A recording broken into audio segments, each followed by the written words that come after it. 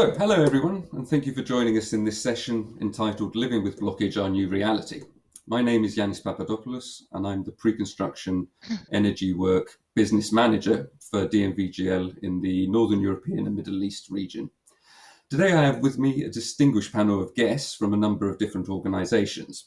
I would like to welcome Caroline Schmidt, Manager for the Site and Wind section of EnBW, one of Europe's largest energy companies, Nikolai Nygaard, Lead Specialist, and Simon Feeney, Project Manager from the developer Ørsted, and finally DNVGL's Head of CFD, Jim Bleeg.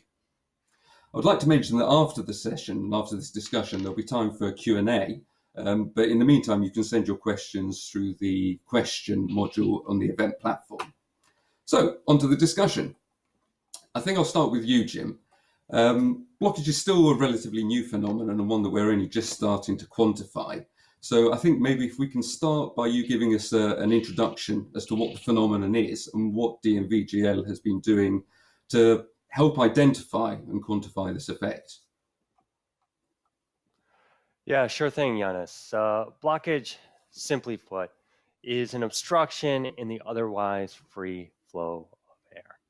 And as such, it causes oncoming flow to be diverted, at least to some degree, over and around the obstruction. And this sets off a number of other effects. Some of them have technical sounding terms like adverse pressure gradient or gravity waves. But perhaps the most salient effect, at least to those of us who care about the prediction of wind farm energy yield, is that blockage, in this case wind farm blockage, causes approaching flow to slow down. And until fairly recently, it was assumed, at least in practice, that these slowdowns were largely limited to a small area in front of each wind turbine.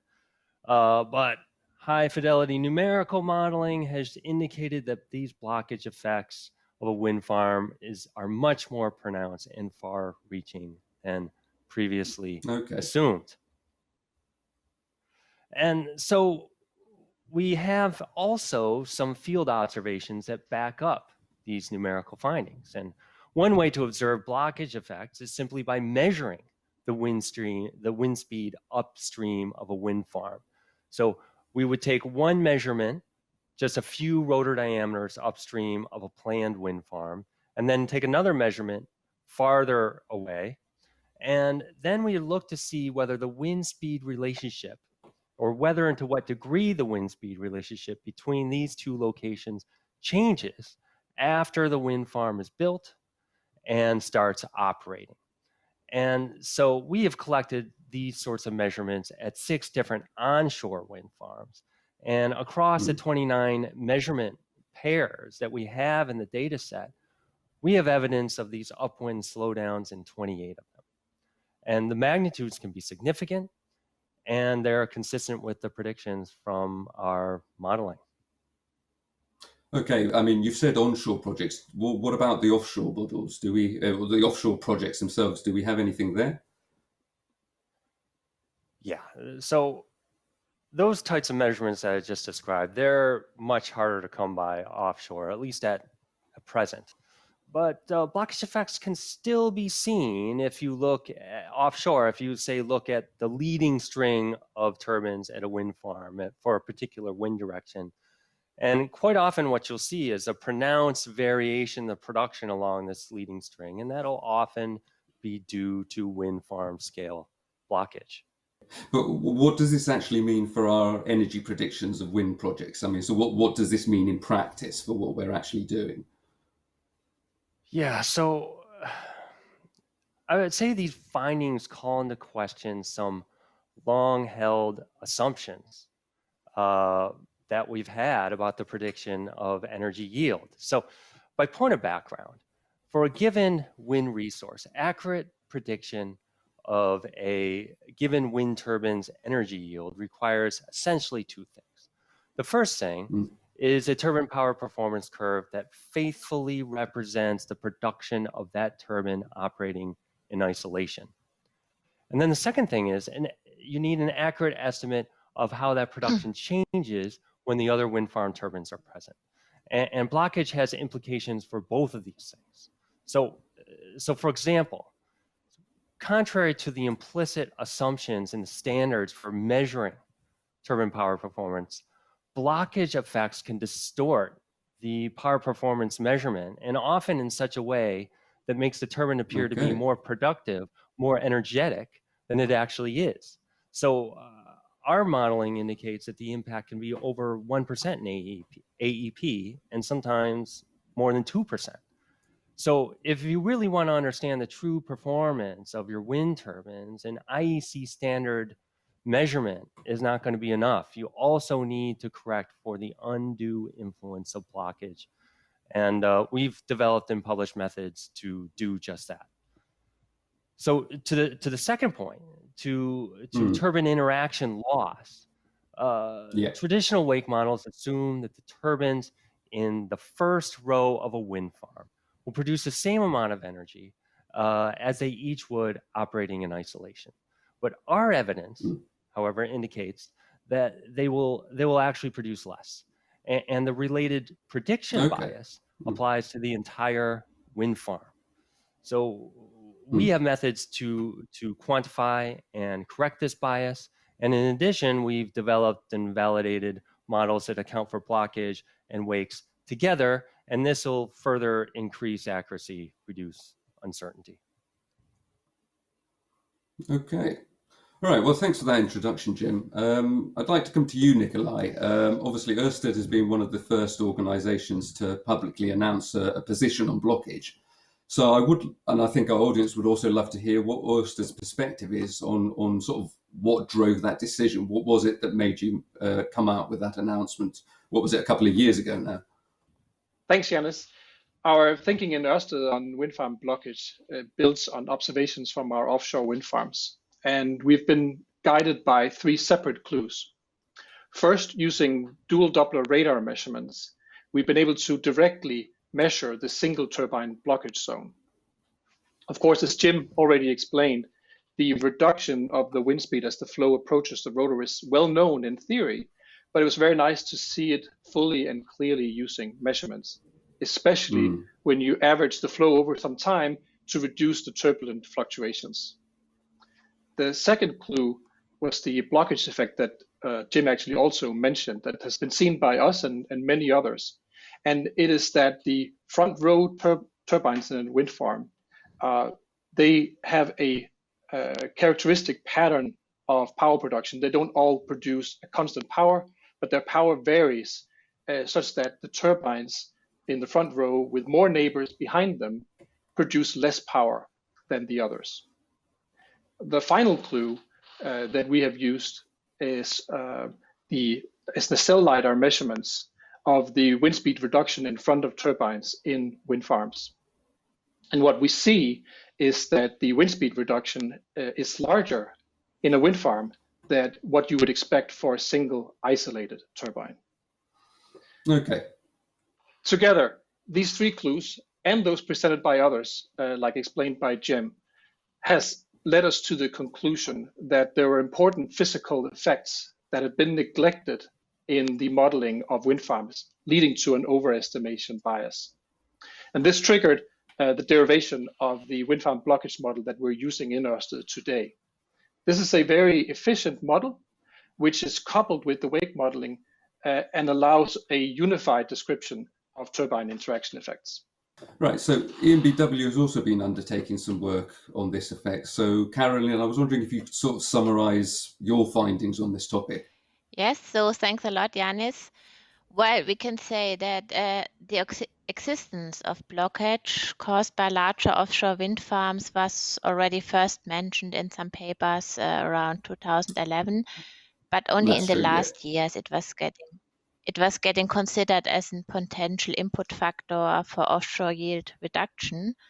But we were not surprised that the big developers as Ørsted, who has a large number of offshore wind sites, came out with the news on including blockage losses in the last years. So EnBW is since 2016 investigating the possible blockage influence in our own offshore wind parks. So of course, with ongoing developments and methods and tools in the last years, and in cooperation with wind energy consultants, we have finally ended up having a 1-year measurement campaign in the Baltic Sea with the aim to cover up what's really going on with advanced measurement methods. So Okay. this means we are using 2 long-range scanner of the type WindCube 400S, covering ranges up to 10 kilometers in dual Doppler mode. This allows us for a single isolated park to build up 36 virtual met towers around for all relevant wind directions and to measure the speed gradient with also great accuracy. Okay, that sounds like a significant amount of effort right there. Yeah, so our first steps before were also, of course, investigating the global blockage in CFD models, which led us to the conclusion that on the one hand, appropriate models can reproduce the effect at various magnitudes, but on the other hand, they are very sensitive to any kind of input parameters like the influence of the model size, orographic effects like the coastal transition, and also seasonal and stability patterns. So this was another reason that we decided that we would need area-wide measurements to capture the effect all around the wind farm. So Understood. what Yeah. I say is first you started to model very closely around the wind farm for a smaller CFD, getting some output. But for example, if you include bigger areas and have coastal transitions or so, you see that they really change the output. The global blockage maybe becomes smaller and a bit more tricky to define. And so before starting really to measure, we also had to consider what I said before, that the blockage and its measurement is not that trivial, since it's the speed reduction itself. It's a quite small effect in comparison to the measurement uncertainties. So to be able to capture the real magnitude, it's critical to do a careful planning of your choices of measurement devices, the scanning patterns, and also the accuracy and uncertainty estimation. And you have to keep in mind that these issues can be also very site-specific. So, for example, for the individual devices, the accuracy of the scanning head can show some azimuth elevation dependency, which has to be included. Otherwise, you would create artificial speed gradients, which are not a true blockage effect. What did you actually find as a result of your measurements at this point? Well, we have found out at the moment that we can say it's possible to measure speed reduction with reliable output. And there's a blockage zone visible in the data, which of course differs from time to time. But we also say that the transfer to the final energy yield reduction is still a challenge. You have to make a bit what Jim said, comparison with park production patterns. You have to combine your model with wake or no wake approaches. You have to transfer your measurement to a long-term mean and also somehow find a way to include further effects close to the park, as the extremer reduction in the induction zone and the flow around the sides of the park.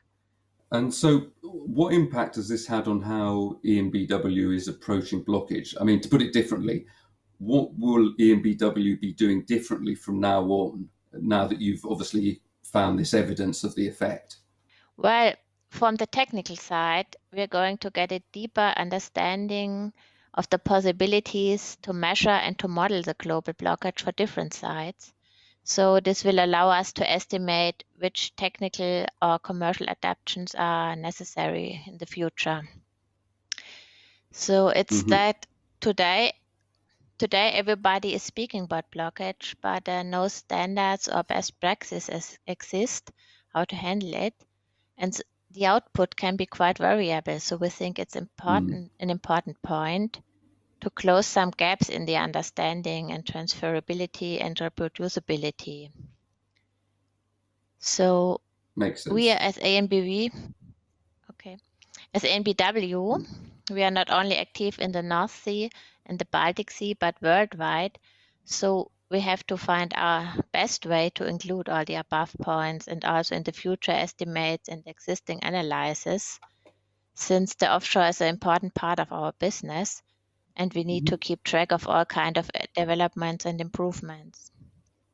This is also why we proceed with our own campaigns, and we joined the big research companies, research cooperations as the Offshore Wind Accelerator, which has its own blockage session now, and also the Crosswakes project, where you see some results which can be related to blockage. Is that the one in Germany, the Crosswakes? Yes. Yeah, and this is it like for the actual situation, especially in the North Sea with a high amount of wind parks, new planning areas, and so it's really crucial that you know how to handle the global blockage. But also in combination with wakes, far wakes, coastal effects, since none of the wind farms here stands alone and we don't have the isolated effects as in the Baltic Sea. So it's still a big challenge also to see how the real world power cores would behave in this scenario.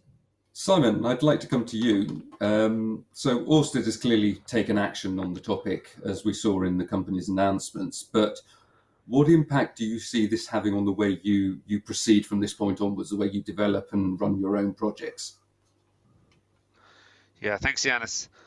The first thing to say is that we have a blockage model, and more importantly, we use that model actively today in our energy yield analysis. So, we do this to account for the impact that the global blockage effect will have on our projects. So really, we've moved from R&D into reality, into the real world. We do this because we believe it's the correct thing to do. It increases the accuracy of our energy yield predictions when we benchmark against production data from our operational portfolio. And that was really the root of the announcement last year. At that time, we were not including the global blockage effect. And we could see the evidence building up there, and it was apparent that we were better able to predict the performance of our operational portfolio when we included blockage. So we made a change.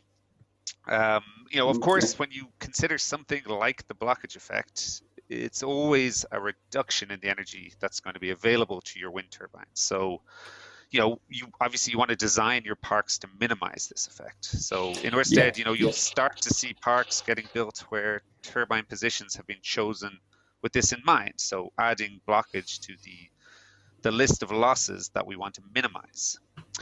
But we also appreciate, as my fellow panelists have been discussing, that it is a very complex effect. And to be honest, that's the case with all atmospheric effects in wind energy. Very complex, very challenging to fully validate in isolation. So the model we have today and we use today, it does a really good job on average when benchmarked against our existing operational portfolio, but we recognize the need to add some sophistication to the model to have further confidence in its predictive abilities. And we see this as being particularly important for the next generation of Ørsted projects, which are going to be located away from Northern Europe, different wind conditions, larger wind turbines, etc. So we continue to put a lot of effort into the R&D of blockage in this area, and we regularly validate the performance of many blockage models, not just the one that we're using today, but all blockage models against our portfolio. It's a really hot topic at the moment in the wind industry, and we've learned a lot, and we've improved our models, and we've been challenged really effectively by others within the industry. And we've really improved our understanding of the underlying physics through these collaborations. It's been a really nice example of the wind industry working together to reach a consensus on a new and challenging effect. It doesn't happen often, but I'm glad to hear that we're working towards something resembling a consensus.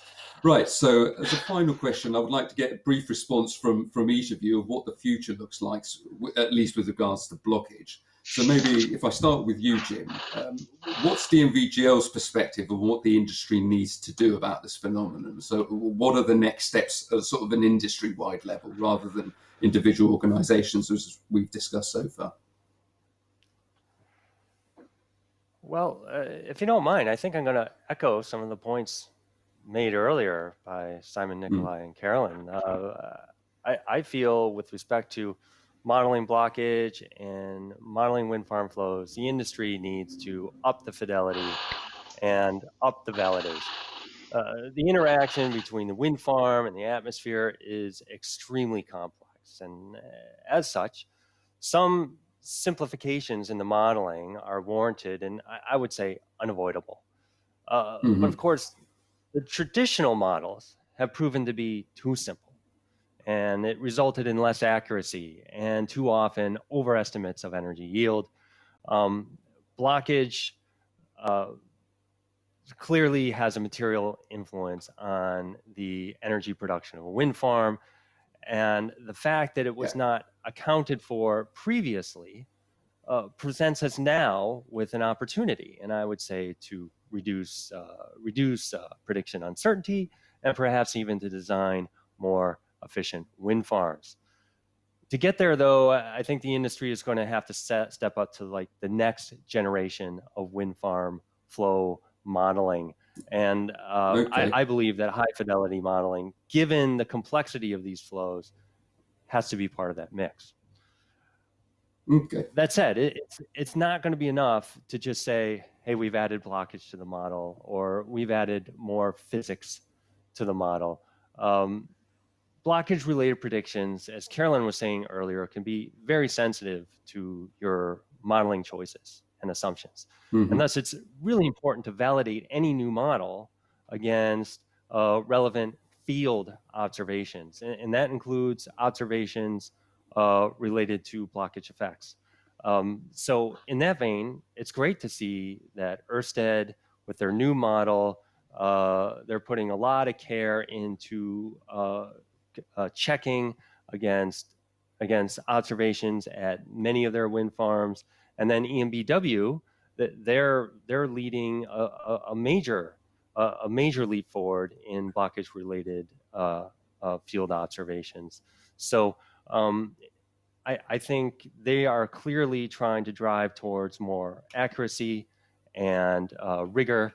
I think it sets a really good example. Okay, well, Carolyn, you've just heard your praises sung by Jim there, but what do you think blockage means for the wider industry?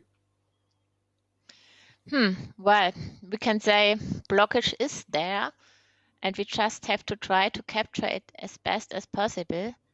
So this means the challenge is not to ignore it and be too optimistic like we have maybe been before, but also on the other hand, not to turn down all offshore planning now with too strong yield reduction, which is the other side.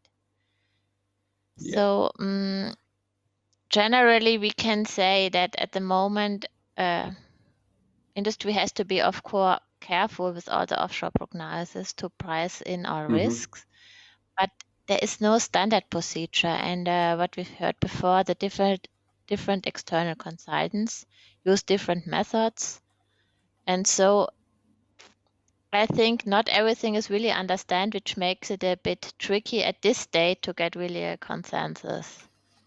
What I think is at the moment, there is a gap between a high scientific approach with measurement campaigns, model adaptation, tuning, and so for the individual farms, cases, and projects, and the kind of real world of a developer who has its own small tools and capabilities, and the need to get a simple and reliable output in a short time span to go in financial models.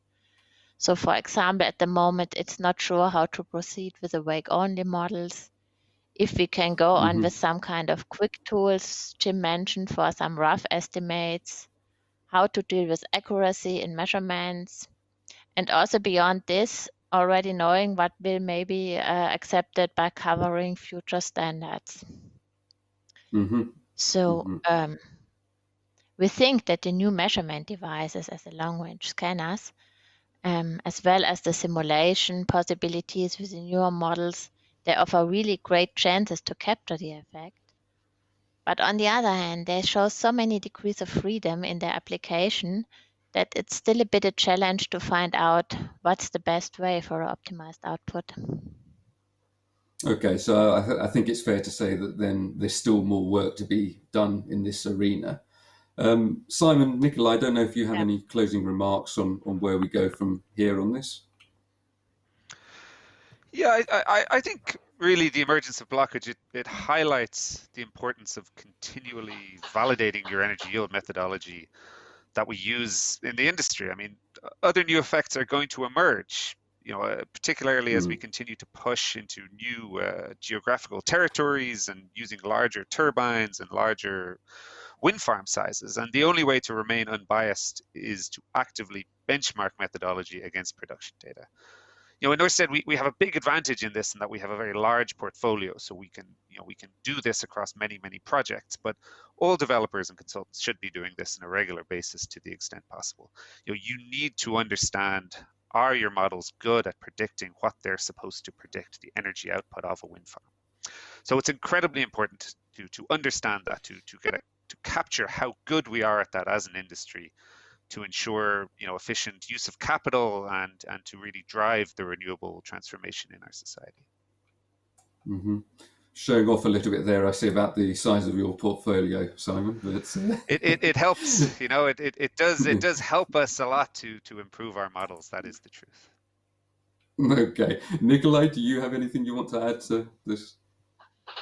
Yeah, I'll just end on saying again, as has been emphasized multiple times already in this session, that validation is just key in driving the consensus here.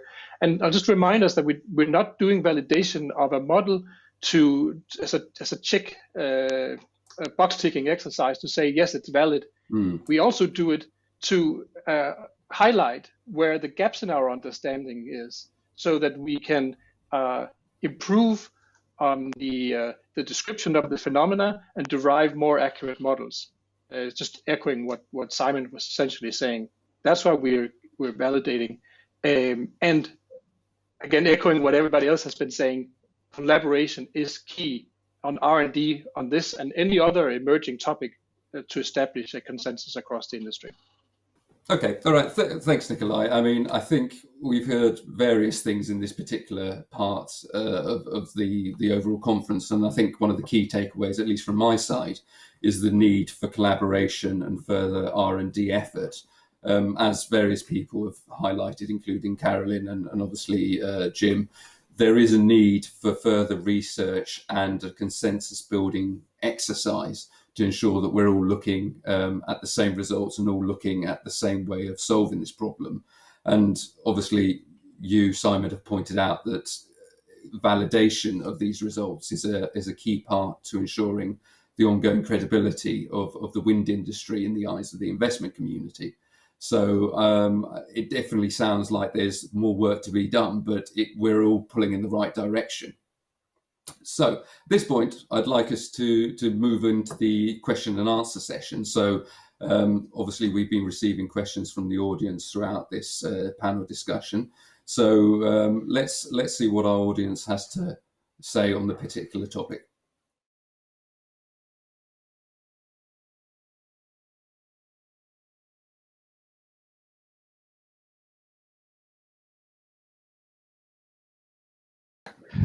No matter how many times you press that button, it never comes on time. Right, so as I was saying, but only I could hear, the questions have been coming in pretty steadily, and if any of the audience have any further questions, please add them as we go through. So currently the most important question seems to be one for you, Carolyn, regarding the results of your model simulations and whether these will be made public in any way. Yeah, thank you for the question.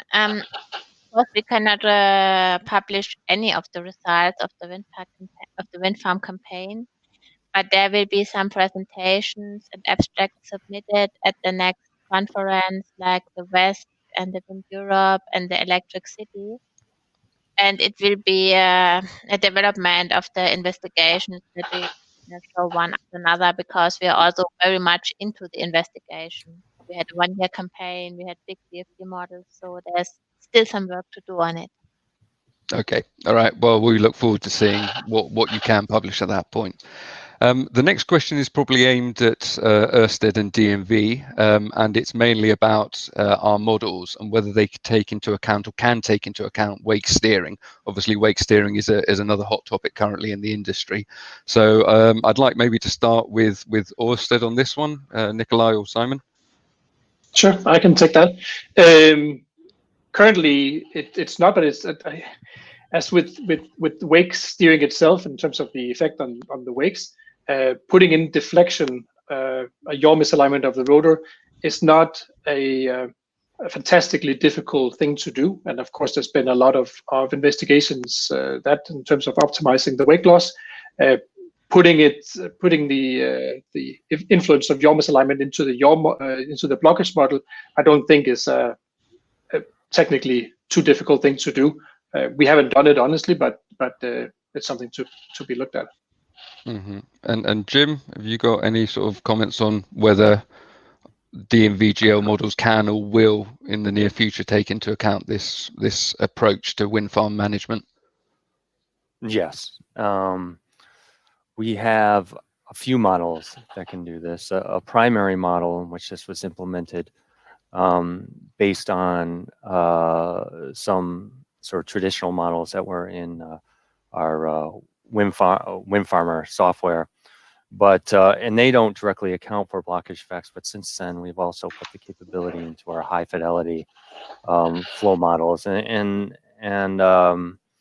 one of the end goals with that is to use the results from that model to help inform upgrades to sort of the reduced order, faster running model that has this capability. Okay. The next question is actually something I wanted to touch upon, but it's been asked by one of our audience, and it's to do with the sort of question of blockage as a loss versus a redistribution of energy around the wind farm. I know, Jim, coming back to you again, I know you've got a fairly detailed opinion on this one, but maybe if you can summarize that one for us and for the audience. Yeah, I do.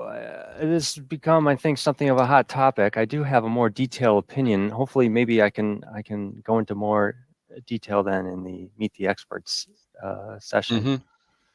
Mm-hmm. But I'd say the upshot is I think what some people are saying, that what blockage takes away from the first row of the wind farm, it's giving back later downstream to the other turbines downstream. And I think that's probably true, at least to some extent. But I think the point that we're all trying to make here is that the prediction bias from these traditional models for the first row of the wind farm still carries through to the entire wind farm. And the reason for that, Janus, is because these traditional models have been tuned to wind farm production data from the field. And these data are, of course, subject to the influence, whatever influence blockage has on the row by row variation in energy production through the wind farm. And these models are tuned to get that production right relative to the first row of the wind farm.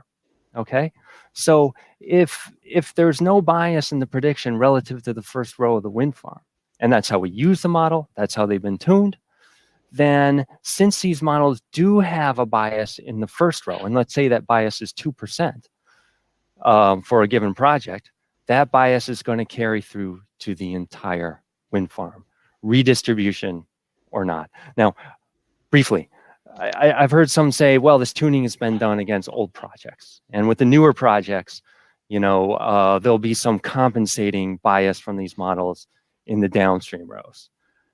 I suppose that's possible, but I just haven't seen any evidence of it.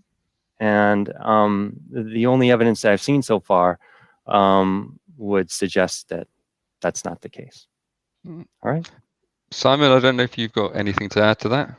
Yeah, I think we saw it in some of the simulations that Nikolai was showing, that there is acceleration around the turbines. I mean, it's not like the air stops and doesn't go anywhere. It does get deflected, and you see accelerations above the turbines and above the park, and around the turbines and around the park. But I agree completely with Jim that it depends what you're doing with your wake model. How do you set up your wake model? Do you train your wake model based on your operational data? And if you do, and if you are using tunable parameters in your wake model based on sort of industry standards, then it's likely that this acceleration has already been accounted for. So you would be then double counting that if you didn't count it as a loss to your front row turbine. Okay, well, we can go into more detail, Jim, on the Meet the Expert session on this one if required. But a next question, which is close to my heart, is regards the application of blockage onshore versus offshore. So obviously, and we've seen results from offshore projects right now, and the discussion has sort of been framed within the offshore space, so to speak. But I obviously know the answer to this, but I'm going to open it up to the floor and just sort of get your comments on how you think offshore versus onshore looks with regards to blockage. I mean, there are some people that saying it's an offshore effect and only should be accounted for there. So, Nikolai, I see you're already nodding, so I'm going to start with you and then come to Carolyn. I was trying to shake my head at the last comment, but I think I'll admit most of my experience with this comes from offshore almost exclusively, but it's the same physics that's driving the wakes is causing the upstream blockers, this induction effect we're seeing. So to the extent that you have wakes offshore and onshore that are similar, the same applies to the blockage effect. And in many cases, the different configurations you can have of your wind farm, the different conditions that lead to a high wake loss will also lead to a high blockage loss. So that's just the point that I would want to make, that it's not a purely offshore phenomena. You should expect to encounter it everywhere you encounter wakes. Okay, and Carolyn, do you have anything to add to that particular point? Well, I think I can follow a bit to this, what Nikolai said. The physics of this effect is the same, but differs a bit are the surrounding conditions. So this means onshore, you normally don't have this homogeneous inflow like you have offshore. There is some turbulence, there is some difference in surface. And also what we had from own investigations from Nesselleider, the induction zones slightly behave different. And this is what the induction zones form the blockage effect. And what we have to say also, blockage is also what we learned a bit. The impact of blockage depends on the wind farm shape and size. And so in Europe, there are often not that big regular shaped wind farms like we have offshore. So the onshore wind park is more a bit, patchy. So maybe you don't see the effect so strong. But we also keep on for finding it and seeing if it's relevant. Okay. One of the questions, Simon, there's actually a couple aimed at you, so I'm going to maybe try and wrap them up into one here. So there's a question about blockage effects on sort of Belgium projects, Borcel being named as one, and whether what Ørsted's plan is for validation on sort of each project per se, and also whether the model, the predictive capabilities of the Ørsted model, whether what can be done on that front and what might be done going forward. Yes, so Borcel has only very recently been fully commissioned. So we have all turbines now past their final commissioning tests. So we haven't. We would typically wait a few months, maybe even a year, before we did any detailed model validation. So we would not have checked it out on Borcel yet. There's no reason to believe that we will see anything different there. That part of the sea, we have projects in the UK waters that are not that far away. So I'm not expecting any surprises, but certainly given another 6 months to a year of operating data, and we will be looking very interestedly into Borcel and seeing, can we see the same patterns that we've seen on other projects. Okay, and on the question regarding the model, I mean, are you predicting or are you expecting to make any sort of additions and make it more adaptive, or input data to fix it as it comes along? Yeah, so I think this was my comment about improving the sophistication, and really what we're thinking about there is non-Northern European sites. So when we go to Taiwan and when we go to the US and other new markets, are there atmospheric parameters there that are going to not be, going to cause our model to not predict how the air is going to flow around these parks or above these parks. So I guess in particular, different stability effects, different thermal effects that are going to affect those projects compared to Northern Europe. Okay. That was more where I was going at with that increased sophistication. Yeah, I would not expect Borselais to throw up too many surprises. Okay, well, let's hope not. Probably a more general question that's applicable to sort of our developers on this side. So some of the audience are asking whether blockage now comes up as a regular feature in conversations when it comes to sort of investors coming into projects or financing. So, I mean, maybe if you could share a little bit your experience, Carolyn, maybe let's start with you. Of how blockage has now embedded itself or not in the sort of the financing side of a project. Yeah, we can say somehow we have to include it if it's considerably reducing the production of a wind farm.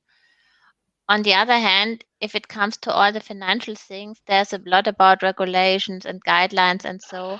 And for the blockage, this is not existent yet. So everybody is doing the best as he can and trying to find out, but it's not like there's a straight line what to do. And I think so. For offshore, it was a big break. What I said once Ørsted's publication come out, everybody was a bit nervous if what he had to consider and what not. And I would say the progress is still under development since we have to learn more. Mm-hmm. But if we find out that there's a considerable effect there, it has to be included, of course, because otherwise all financial models would be misleading. And yeah, Nikolai or Simon, what's been Ørsted's experience on this? Obviously, you've got very big experience on this.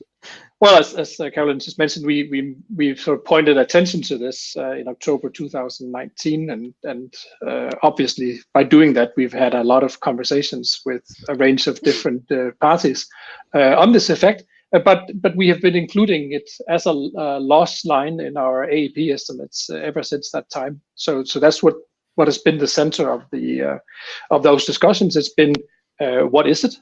How are we modeling it? And how big an impact does it have? Which of course varies very much from site to site. Yeah, in fact, that's actually quite a good segue into the next question. So there's been at least one question I can see here about what sort of configuration you would need to worry about for blockage, or put differently, what sort of distance from other turbines or layout density blockage is an issue versus isn't an issue. Now, obviously, I know that's a little bit of an open-ended question, but maybe, I don't know, Jim, if you could share sort of a general understanding of the main drivers affecting blockage as you see them, that can sort of help frame that particular answer. Yeah, thanks. I think at a high level, things like the density of the turbine layout has an impact. And perhaps the ratio of the rotor diameter to the hub height. If hub height's small relative to the rotor diameter, the effect might be larger. But I don't think that's been fully established. I think it's a little bit early days here, but I'd say it's very difficult to come up with general guidelines for this. Just as it is for wakes. I mean, if you wanted to design a wind farm for wakes, I'd say, well, you probably need to space your rows or your turbines far apart from each other. It's a similar thing here, but of course there are other constraints, and the really only way I feel that this can be sufficiently addressed is with a reliable, well-validated model. You run your different wind farm designs and see which ones look to be the most promising ones. Okay, and I don't know if there's any other responses from Carolyn or maybe Nikolai on this one. I mean, at what point would you worry more about your projects being affected by blockage versus less worried, if that's the way to put it? Well, I can say we are still in the period to find out. What Jim said, it's maybe a bit early to have really hard conclusions. So. Okay, Yeah. Well, I mean, I think that's quite interesting because one of the other questions that's been voted up has been with regards to standardization of the approach to blockage and whether there's going to be IEC guidelines or anything like that to sort of help delineate that. I mean, I think the answers we've heard so far already indicate that we're still at very early days. But maybe, I don't know, Nikolai and Simon, what do you think needs to be done before we can get to something like an IEC guideline on the topic? I don't know that we will. I mean, we've been modeling wakes for almost 30 years, no, more than 30 years, right? And there's no standards that people follow. There's lots of different models out there. That's not just one model. And I think the same will play out for blockage. But remember, blockage tends to be a smaller loss than the wakes. So I don't see there's a great urgency to completely align in detail towards an international standard when we don't even have it on wakes. I think as long as we feel like we understand the physics of what's going on, as long as we have a range of models that give roughly the same answer, we will be in the same situation we've been in for wakes for decades. Mm-hmm. Yeah, I suppose that makes sense. Simon, I don't know if you've got anything to... Yeah, I mean, we still do regular wake model validation and participate in projects where different consultants, different developers put their wake models up against each other and have some sort of blind competition. And, you know, I think blockage will go a similar way. And you know, I think what needs to happen next is just to continue the collaboration projects. I mean, I mentioned it as well during the interview that you know, we get a huge amount out of that through being challenged by other developers and challenged by other consultants who have a slightly different view, and you know, then forming projects to try to resolve those tensions or resolve those disagreements on what are the fundamental physics driving this. So, you know, I'd particularly mention the Offshore Wind Accelerator that we've had some great collaborations with, and just really good conversations and really good challenges to our way of thinking as part of that. Go for it, Jim.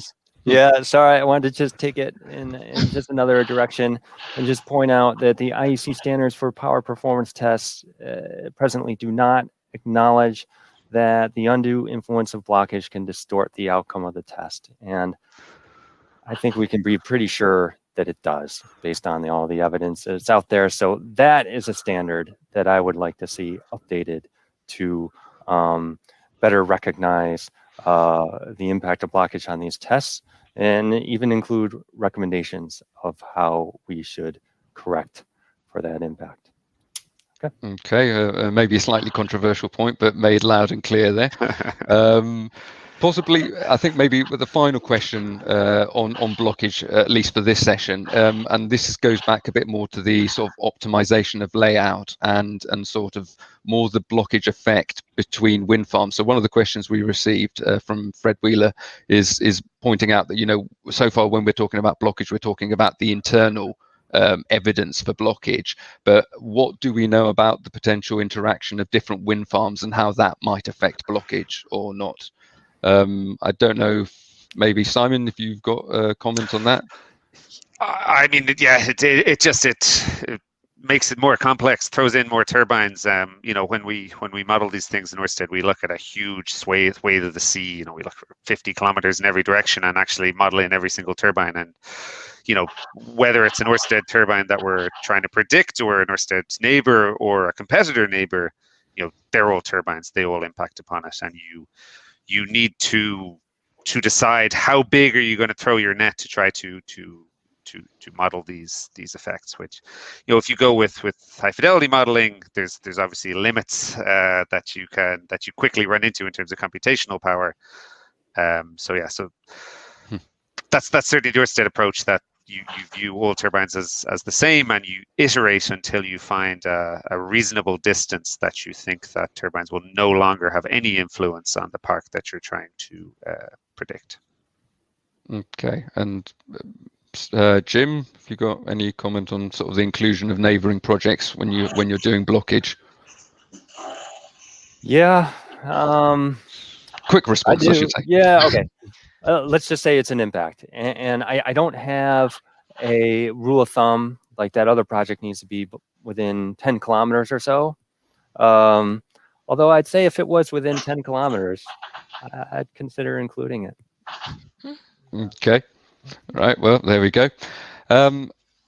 Possibly. Okay, let's take this final question because it has popped up a couple of times. So I'm going to rephrase the exact question to cover a few sort of different questions around the same topic, and that's layout design with regards to blockage. So Simon, because you mentioned it earlier in the presentation, that is something that's on the horizon. Do you have any comment about where we're at with that? So yeah, when we do a layout optimization, I mean, we do thousands. Nicola can probably tell you how many thousands, but thousands of iterations, and it is an optimization problem where you're trying to minimize losses. So blockage is one of those things that you throw into the mix. You try many different scenarios, and you see what the optimal layout that comes out. You know, still the wake effect is going to dominate, and it is a larger loss. So you know, you are going to still end up with projects that are primarily designed to reduce wakes. How many iterations do we do, Nikolai? I would. That was going to be my next question. So you're beating me to it. It just depends on, you know, what is it you're doing, what's the area that you can develop it within, and how many turbines do you put in. It's hard to say, but the crux of the matter is if you're optimizing the AEP and your model includes blockage and wakes, then you're automatically including it in your optimization. It's not a decision; it's just done. And Carolyn, do you, as the EnBW, sort of going to do anything based on the findings that you've got now from your projects? I mean, obviously, you said you're still looking into the various aspects. So, do you think this is something that's going to directly influence how you go ahead with your projects? Well, the challenge is a bit that what you say, if you do a lot of iterations to do site and layout optimization, at the moment, there is not a quick commercial tool for including blockage. This is somehow we have to include it like we have it in our head in the experience, but it's not like with different wake models, I can switch it on and off and do optimization. So, of course, this is why we also include in the different research projects in the hope that there will be a solution. And at the moment, yeah, you have to just consider it as a kind of factor. So very shortly spoken, of course, maybe make the first row not so dense that the later ones can benefit. It's still in progress. Okay. Right. Well, I think at this point we'll wrap up our session as we've already overrun a little bit. So I'd like to thank all our panelists. So thank Nikolai and Simon from Ørsted and Carolyn from EnBW for your inputs on this session. So yeah, thank you for everyone in the audience. Obviously, you can't hear them clapping, but I'm sure they are. And at this point, we'll move to the Meet the Expert session where Jim will stay with me. And hopefully we will be joined by Nicholas Cole, who's DNVGL's Director of Financial Assurance. So thank you once again, everyone. And yes, for everyone that wants to continue into the Meet the Expert session, please just hang on as we hopefully transition seamlessly from one part of this to another. Thanks, Yanis. Thanks, Thank everyone. you. Bye, guys. Thank you. Bye-bye. So maybe, Jim, if we can sort of pick up on a couple of points, and I think maybe the key one here is the one that we sort of briefly answered in the general Q&A session. So I don't know if you want to expand maybe a little bit on your thoughts on that particular topic. You're talking about the blockage as a redistribution of the exactly, energy. yeah, that one. So, but which obviously, as you've mentioned, has been sort of a hot topic, and we know that lots of other stakeholders are now trying to investigate this. So, if you've got anything to add to that point that you made before, it'd be a good time. Yeah, I can do that. I mean, I managed to spit out about, I'd say, 60% of what I wanted to say there, but I'll say a little bit more. By the way, before I do, welcome, Nick. Yes, and we've got Nick on. Hi, thank you. I made it. Anyways, continuing on. Yeah, I mean, blockage definitely has an impact on the pattern of production, the distribution of energy through the wind farm. I mean, you can see this, as you saw in the session, among the leading string of turbines at offshore wind farms, even some onshore wind farms. It's easier to see offshore, and whereby, like in the middle of that leading string, the turbines are usually producing less than the turbines at the ends. And that is often due to a blockage effect. And I think anecdotally, people were aware of this issue for many years. And I think some of them hope that this is just some sort of redistribution along the front row with no sort of net impact on the overall energy production. But our data shows, and the evidence is pretty strong at this point, that the turbines in the front row are generally producing less than they would in isolation. And because traditional models assumed that they're producing the same amount as they would in isolation, this represents a bias in those models. And as I explained in the previous session, that means, in our view, that bias actually carries through to the full wind farm for the reasons I outlined there. So I think that's all. But I mean, I think it's good that we've got different opinions and we can debate these and sort of converge down to the right answer. So I'd love to have a direct conversation with a few of the people who are focusing more on this redistribution thing rather than loss, and maybe we can reach some common ground here. Oh, and one more thing. My colleague Christiane Montafon recently wrote a blog post on this very subject, and I'm sure she addressed it much better and more articulately than I did here. So that can be found on the DNVGL website. That's good. In fact, I've actually seen Christiane has been active in the question and answer session and discussion and already flagged that up. But thanks for pointing that out, Jim. Right, Nick, now that we've got you on here, and thanks for joining. I know you've had a little bit of trouble getting on. I think one of the main reasons that we wanted you on this was to bring the sort of the commercial implications of blockage home for the audience. So I'd like maybe to start with asking you about how you see blockage affecting current and future sort of asset valuations, and what effect you think that might have on the risk profile of a wind asset now compared to, say, before the announcement of blockage. Yeah, no, thanks, Yanis. But I think there's a few sort of parts to that question, really. So the future valuations is obviously there's going to be an effect. I think there's no doubt about that. Will cash flows for an investor, for an owner of an asset such as this, be affected? I think the answer is yes. To what degree will they be affected? Well, that comes down to individual project models and how the design of the wind farm has been laid out. That I won't obviously opine on. If you're already an owner of a wind farm, it's already been built, it's operational. What effect will blockage have for you as an investor? Well, that will obviously come down to the numbers. So a reduction in energy output of that particular asset is going to happen. So as an investor, you are facing into a potential devaluation of that asset. How bad will that be? It depends, and it's probably going to come down more to your skills as an investor and asset manager as to how you then manage that asset going forward. If we look, the other part of the question is, those that are investors into this asset class that are looking at development assets, projects that haven't been built yet, then you are sort of then, depending on what stage you're at there, you're at risk there of an affordability question around that asset. You may have budgeted your base case for that model may have assumed pre-blockage. You have then raised finance, structured the project based on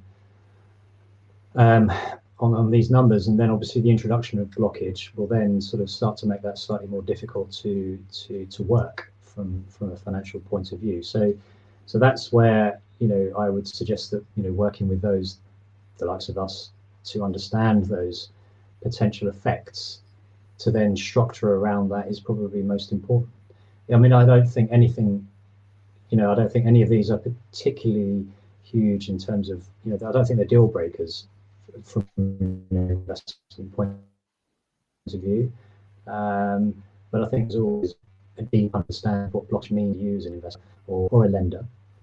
And then the third part of the question you just sort of raised there, Yanis, is around risk profile. So I think, particularly from a lender's point of view, you will be looking at potentially existing assets that you've lent into, assuming a certain cash flow will be generated by that asset, and therefore the investor will have there will be headroom, effectively equity in that project.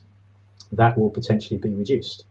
So I think it's important that lenders firstly obviously understand the effect there, and they work with investors to understand what are the mitigations that are in place. And by that, what do I mean? So there are a number of ways that owners of these assets can then mitigate the loss in cash flow from the result of blockage by other means. They will look at other enhancement measures, value enhancement measures, cost-cutting measures. These are all levers and buttons that owners and asset owners and investors can play with to negate the effect of blockage on their assets. Okay, yeah, no, I think that all makes sense. There's a few questions in the Q&A regarding sort of the fidelity of the models and what level of detail we can go down when modeling. Now, obviously, I know, Jim, you can only really talk to DNVGL's approach to this, but obviously you have some understanding of the wider efforts in the industry.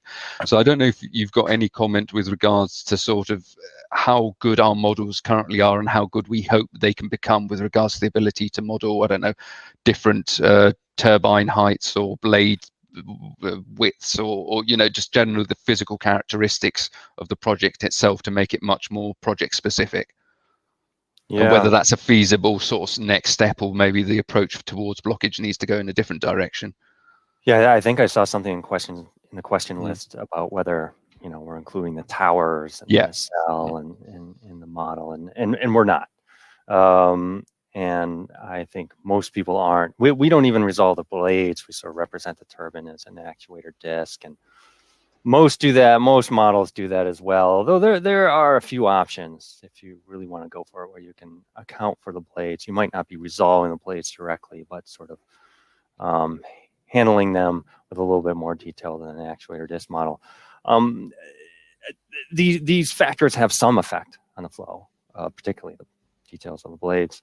But the feeling is maybe the towers and the cells might not be the first things that we're going to look at. I think, for example, one of the things we really try to concentrate on is getting the atmospheric conditions right going into the wind farm. We think these blockage effects and the wakes as well can be quite sensitive to the details of the sort of atmospheric stability.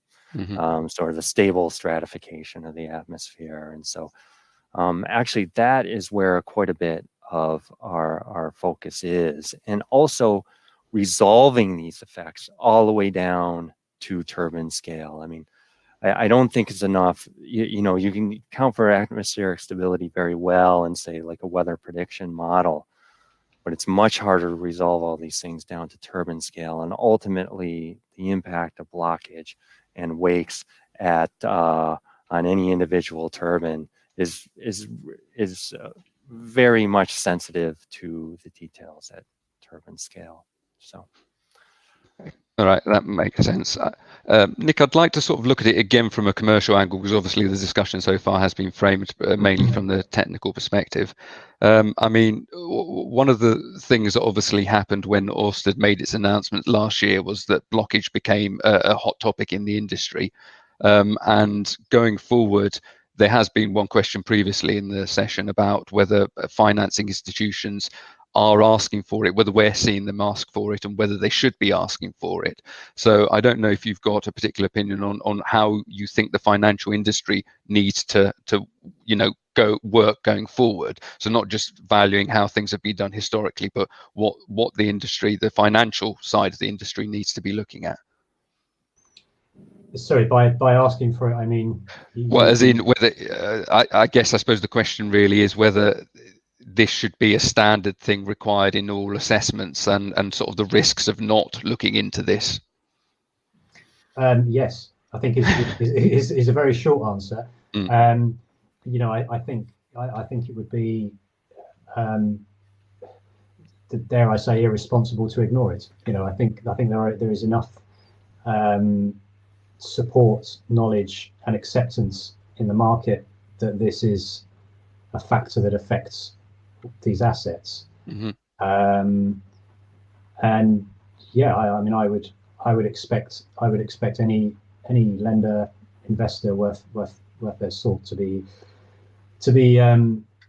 including this in their assumptions. I suppose there is an argument to say that if you're an existing asset owner and you're maybe not you're not a financial investor, you're a developer owner, and you're not planning to sell the asset, and yeah, you could ignore it because actually, you've made an assumption based on what operational data, and it's doing what it's doing for you. Do you need to? Are you then facing out into an external market where somebody's going to judge you based on different metrics, i.e., with blockage involved? No.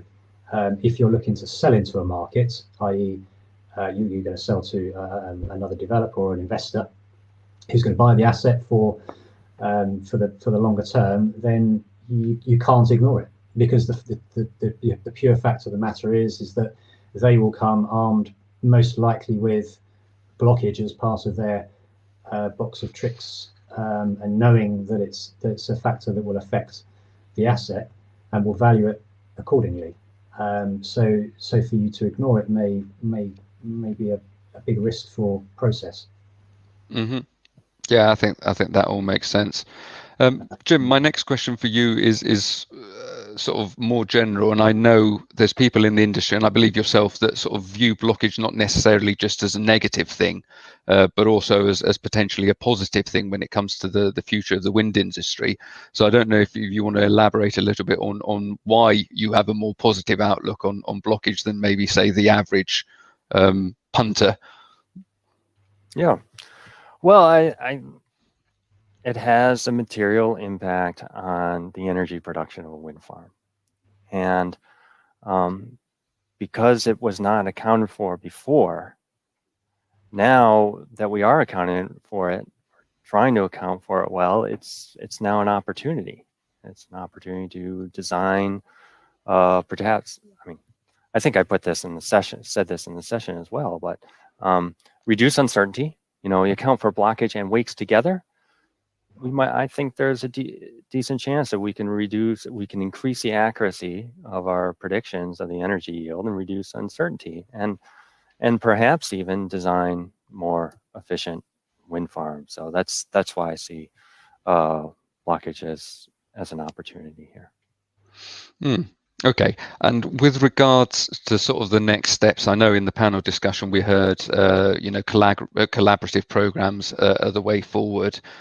What would you like to see happening, at least from sort of the wind farm developer side, but maybe also from the investor side? And then I can bring Nick in with regards to blockage. I mean, if you had a wish list of what the next steps are to get this more widely accepted and dealt with, what do you think needs to happen from this point forward? Well, I think everyone loves to see more field observations. I think that's the thing that people find to be the most convincing. I mean, we can say our models may be pretty good and consistent with the validation we have so far, but conclusions based on models alone or wind tunnels alone, people still take with a grain of salt. I don't blame them for it. So I think we need more field observations. And I think when we compare those field observations to models, we'll see, as I think it was Nikolai saying, we'll more clearly see where the gaps are and see where we can improve. So I think from the technical side, that's what we need to see. And from the investor side, personally, I just like to see them demand accuracy and rigor. And I think the industry will follow suit. And Nick, if you're on the other side of the fence now, so you're the investor, what would you want to see from sort of the industry to increase your confidence? I mean, some people have argued that the fact that blockage has been introduced, despite the wind industry being at a relatively high level of maturity at the moment, still shows that there's work to be done. So what do you think the industry needs to do to sort of give investors that maybe haven't dealt with wind before but are now looking to come into the renewable sector, what do they need to see to be able to feel comfortable in investing in these projects? Well, I don't think James is wrong. You know, I think let's look at offshore wind as an asset class. It's matured very quickly. It's matured incredibly quickly, and you know, so there are elements around that will be playing catch up, and I think blockage is a good example of that. If you're a new investor to this market, and you're reading about blockage right now, how are you going to view that? I think in the previous session there was I can't remember who was showing the slides, but there was some slides with a Doppler radar measuring actuals. As James just said, I think, you know, actual data is incredibly valuable and very important in understanding the effects, and for investors, for anybody really, to understand the true to make assumptions based on reality rather than jury. So I would concur, I think, with James and say that actuals is incredibly important, and I think it's, you know, it's something that we should be focusing on as an organisation. I think it's something we should be working with our partners in the industry on, to ensure that we have as much of that data as possible, so that people can then move forward with confidence, be that from an investment, lending, or developer point of view, into how they then, you know, move forward in this market and approach the asset class. Okay. Well, I mean, we did hear during the sort of the panel session that consensus was something that was being requested, and that the industry is obviously driving towards. How important do you think, Nick, that is for investors? I mean, the current state obviously is that various consultants and developers have different ways of approaching blockage. Some are more detailed, some are less detailed. From your perspective, is consensus a key thing, or is there a point at which something's good enough and that investors can continue to invest? I suppose this ties into the sort of the risk appetite profile of investors, and how do you think they'll react?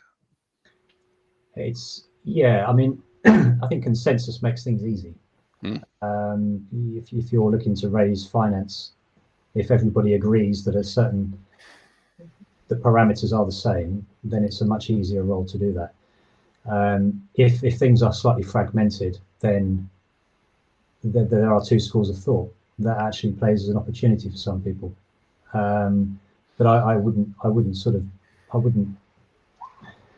suggest that's a reason for not finding consensus. So I think with all of these things, and a mature market will have consensus on the assumptions that people make around the operational factors that affect an asset, in this case offshore wind farms or onshore wind. So I think it's incredibly important, really. I think if we want to see a growth in this market, which I think everybody agrees is the case, and you know, there is huge amounts of investment, be that public funds, private funds, going into this sector. So yes, I think, you know, on balance, yes, we need to see. Okay. And Jim, I don't know if you have any comment on sort of consensus versus sort of individual approaches and what you would like to see. Yeah, I do think we need some more consensus. I say,